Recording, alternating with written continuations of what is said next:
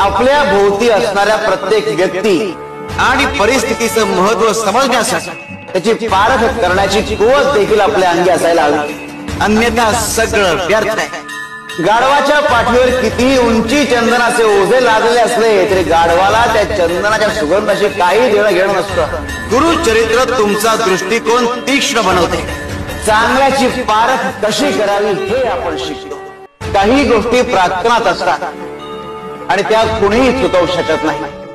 मागच्या कित्येक जन्माच्या कर्मातून या जन्मीचे भोग करतात आणि हे भोग प्रत्येकाला भोगूनच संपवावे लागतात. एक लक्षात घ्या, मनाशी करून ठेवा, या काळात जो गुरुची कास धरतो तो तरुण जातो. यासाठी गुरु महत्वाचा ठरतो. शिल